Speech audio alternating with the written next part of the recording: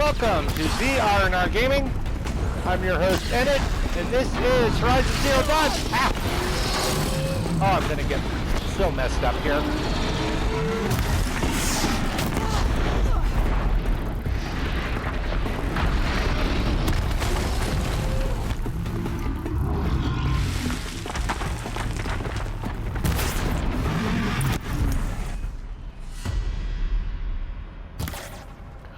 Oh, I didn't mean to launch that one. Got 5 arrows left.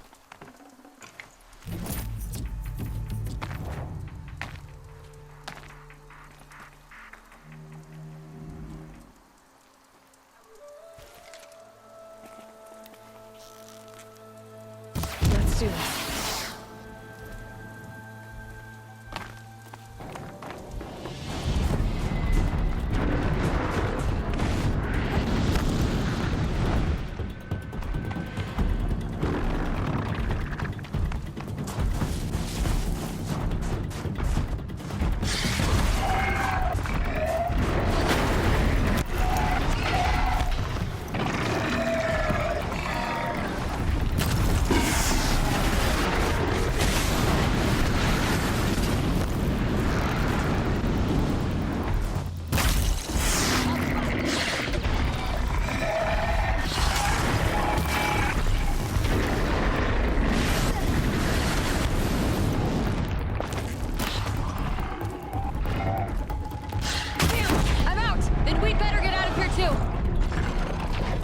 Almost all of them. Who taught you? Your mother? Sister? His name was Rost. Rost. Sounds very Nora. I can almost picture him. Stout as a tree. And you? Myself. I never knew my parents. There's a saying, an infant means 2 fewer hands to hunt with. That challenge was their gift to me.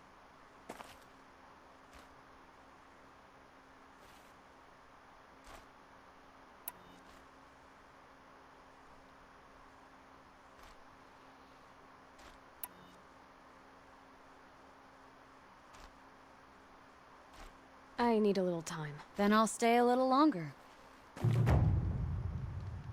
Are you up for more? Do you ever get tired? I'll rest someday. Not today. There's some other things I need to take care of. When you're ready to train, think of me.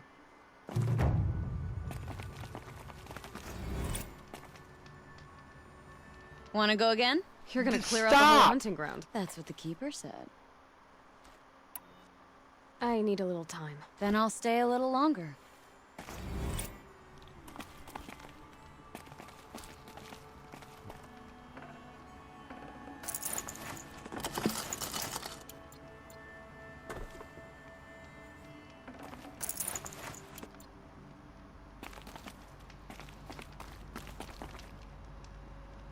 Okay.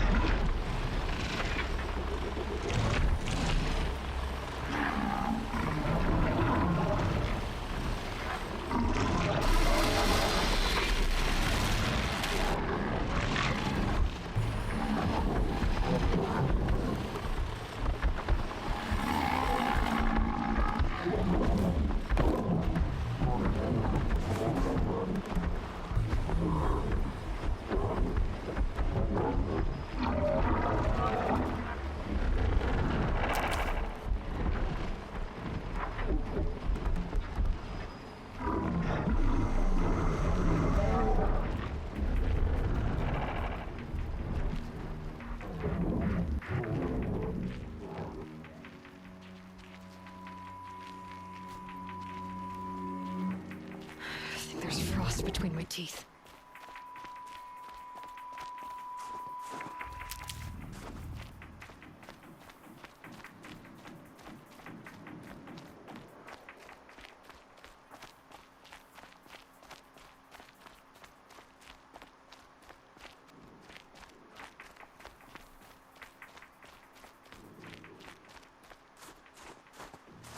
Stocking up.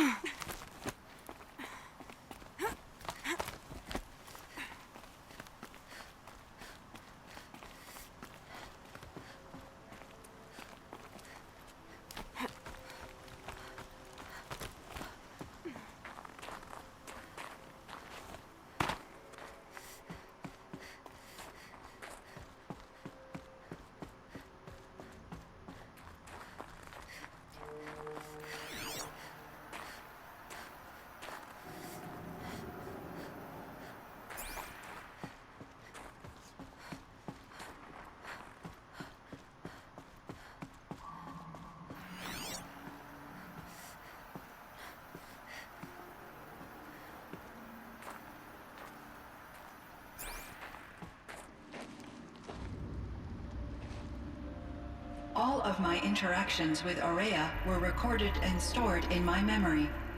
I'd be happy to play any of them for you, but there was one in particular I thought you would want to see first. I captured it 4 years ago, just after I told her that I could no longer defend myself against the daemon's attacks. I will speak of this to my brother. Aratak is strong. At the Battle of the Frozen Ghosts, he took 3 Karja arrows and still came back to camp carrying a wounded scout. Never was I so happy to see him. Or so proud. So you see, if anything can be done to defend you, he will give it all he has. Aloy's here. That's enough for now.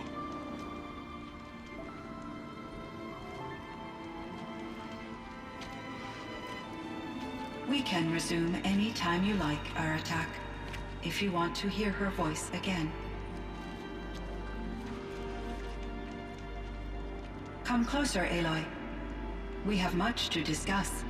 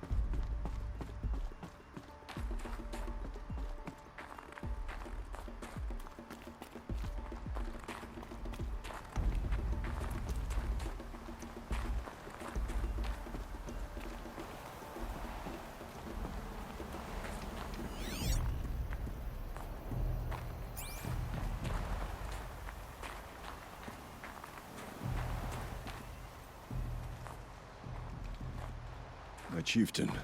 Just... Aloy. As you wish. I wondered if you thought... that if I'd never come along, Aurea might still... If you'd never come along, I would have marched my kin to our deaths. Aurea would be alone. And the spirit she sacrificed so much for would be lost. Either way, I would not have been able to protect her.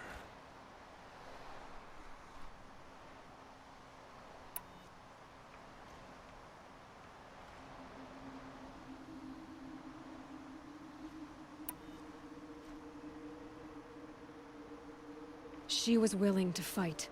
She wouldn't let anything stop her. She was Banuk until the end. I was wrong. The Karja never broke her, only made her stronger. So it wasn't your failure. It was her decision. They always said I had an unshakable will. But Aurea's was the mountain I could only aspire to. Though I grieve for her passing, at last I truly know who she was.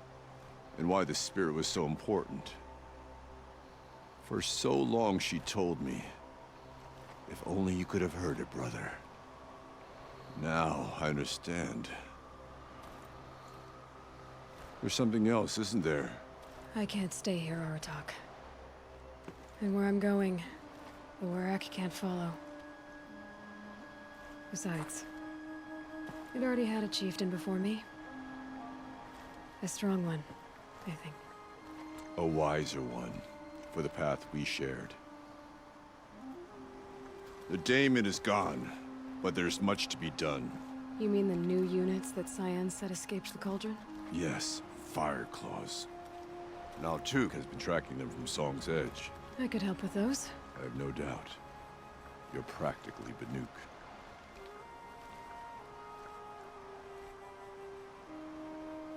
Time to talk to Cyan. Should be interesting.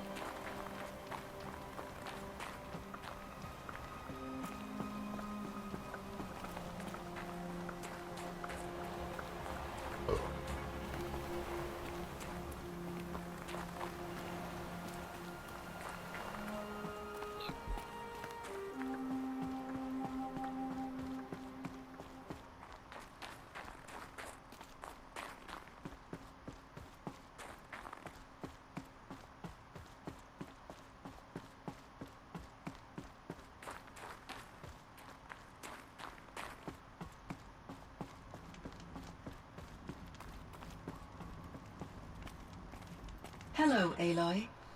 I have been reviewing the events at the Firebreak main facility. Because of your efforts, and of course, Aurea's, I am no longer controlled by Hephaestus. I feel profound grief over Aurea's death. I thought I was familiar with the emotion, but this is something new. Cyan, I don't know what to say. It is unlikely that any specific consolation would suffice, Aloy. But I find your presence reassuring. You are different from the Banuk. You have technological aptitude and a functioning focus. We can communicate on a much more comprehensive level. Perhaps even like colleagues.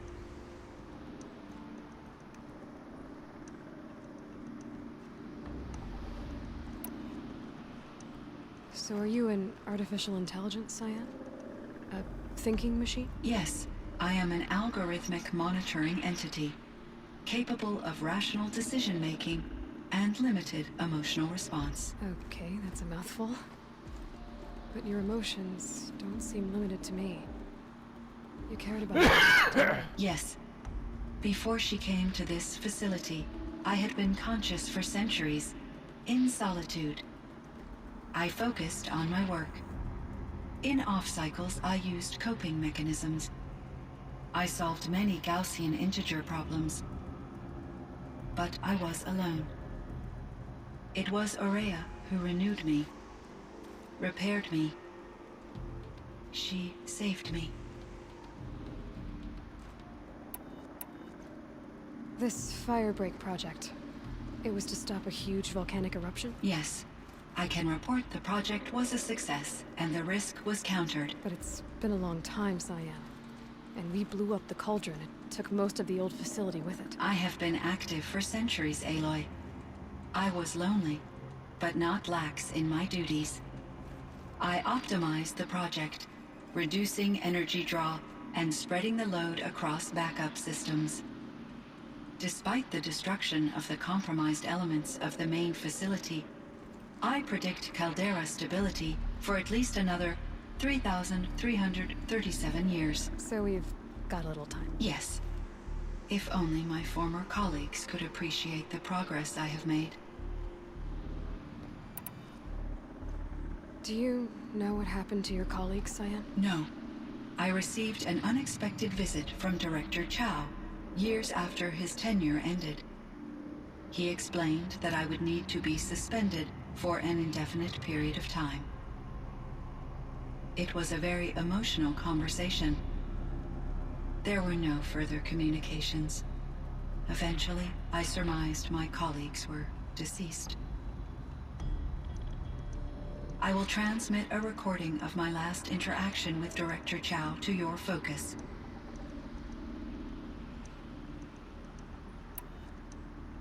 Was the daemon, Hephaestus, destroyed along with the cauldron? Unfortunately, no.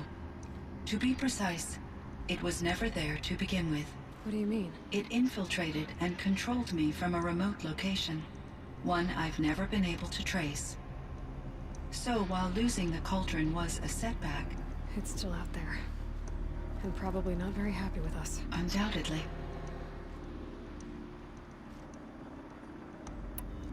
How did you first come into contact with it? 5 years ago, I received a direct network connection request. I assumed it came from human survivors more advanced than the Banuk.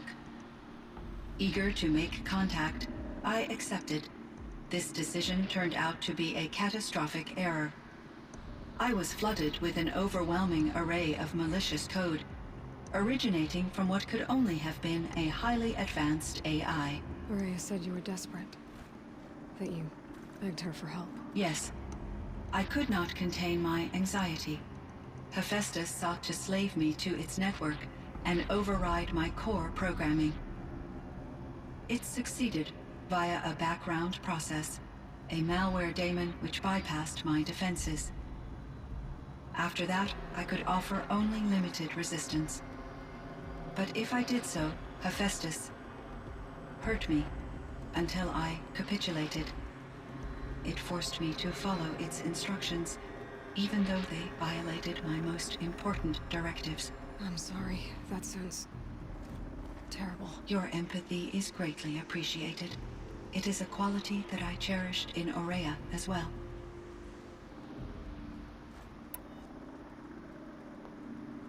What do you think Hephaestus is exactly? A software entity of great complexity, far more advanced than I am.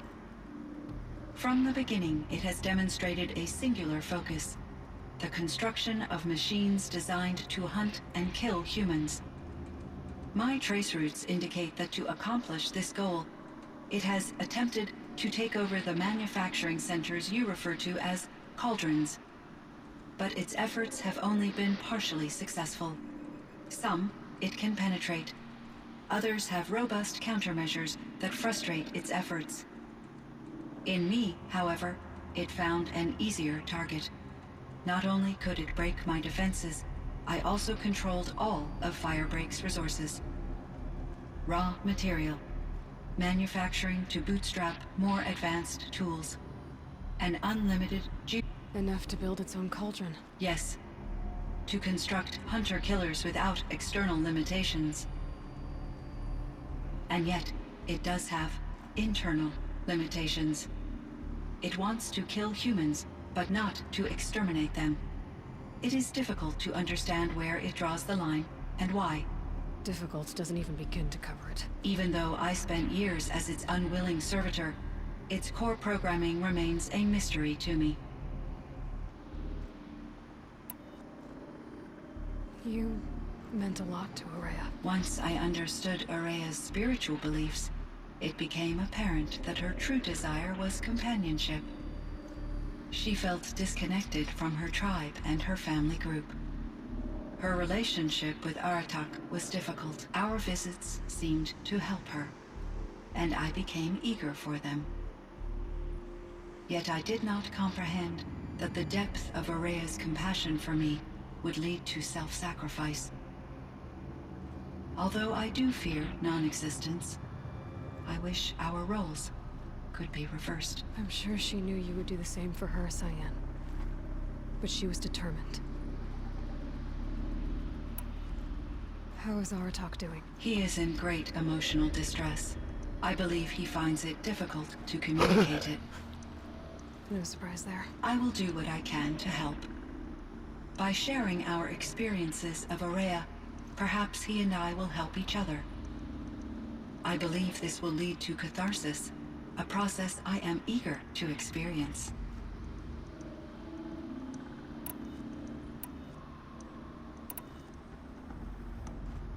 So in the old world, this land was called Yellowstone. Yes, it was a designated nature preserve for 156 years. Like a hunting ground? No, the opposite. Local wildlife could flourish here, even as it faced extinction elsewhere.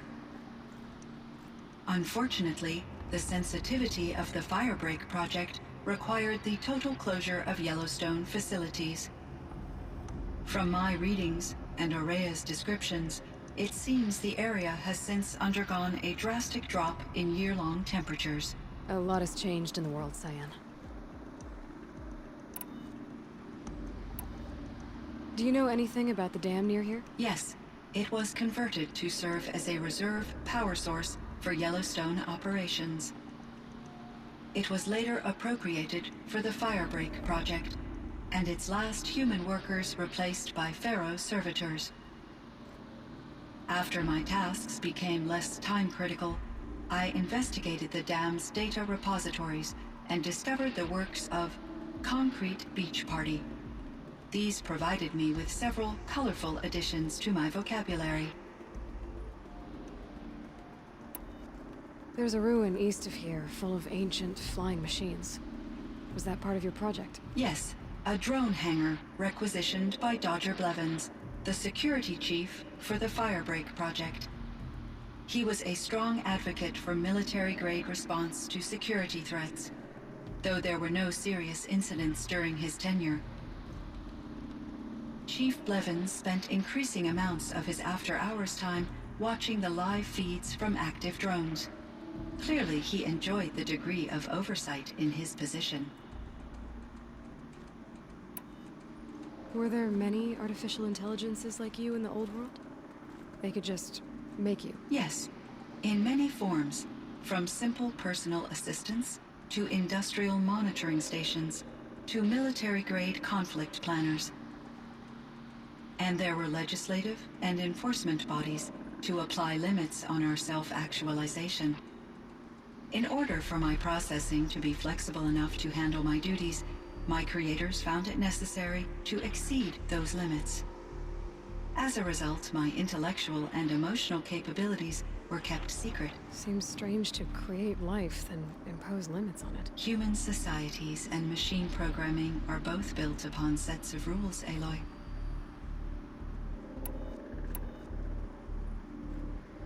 Cyan, do you know the name Ted Farrow? Are you referring to Theodore Farrow, CEO of Farrow Automated Systems? That's him.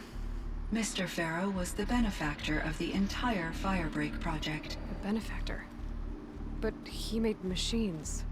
Robots. War robots. Correct. His corporation later transitioned into military applications. But before this pivot, Mr. Farrow spearheaded initiatives that reversed the global decline. At one point, he was feted in the media as the man who saved the planet. Guessing they wound up regretting that one.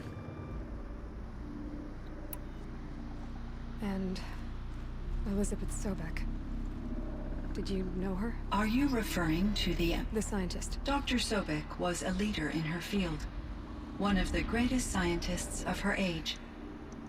My creator was influenced by her work, which in turn impacted my own development.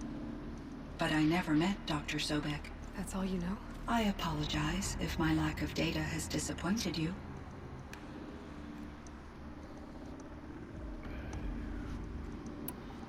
What was the old world like?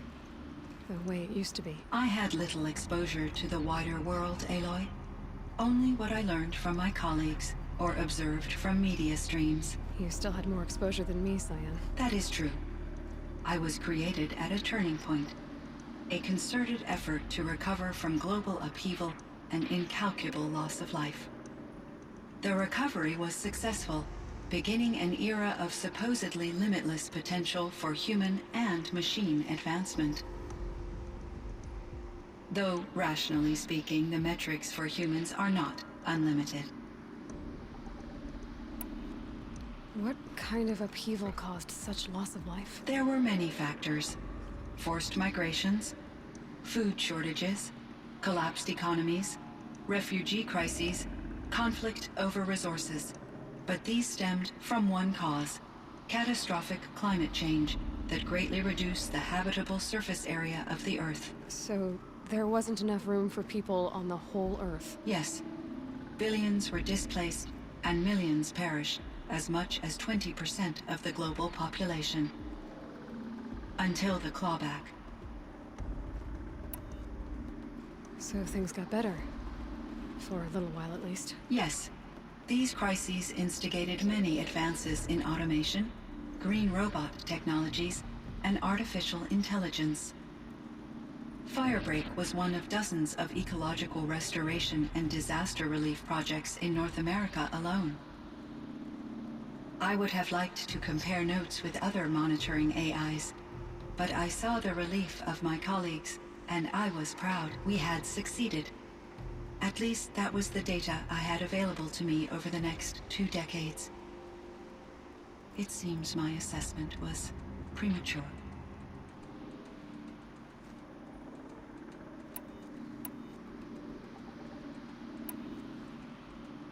I should get going. Aloy, there is one more matter.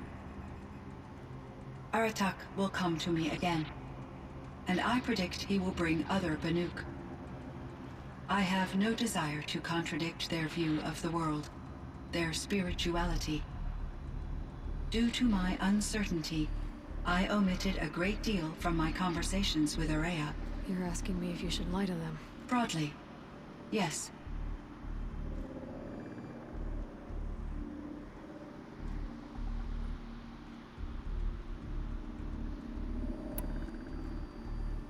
I trust your judgment, Cyan.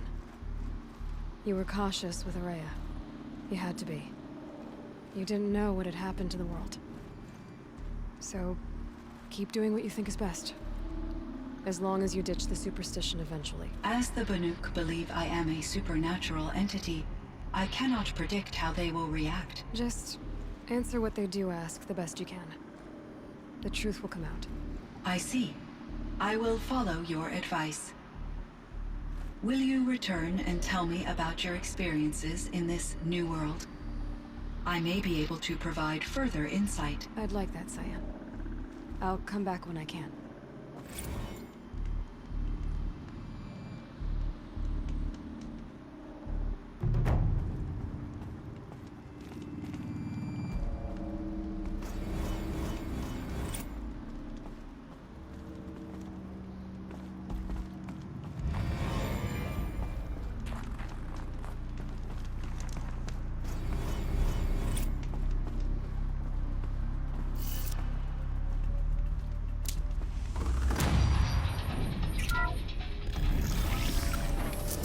It would seem your time among the Banuk wasn't a waste after all.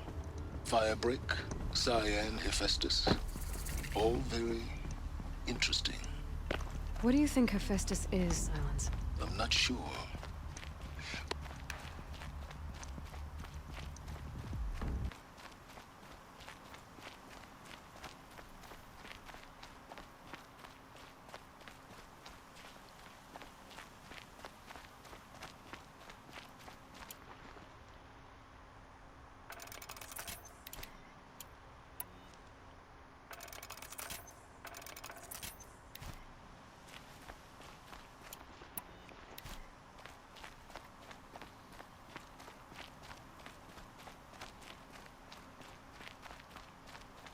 Okay, that will do it for this episode. Please hit like and subscribe and hit the notification bell for future videos. And I will catch you guys in the next Feels episode. like if I blink, my eyes will freeze Until shut. then, have a good one.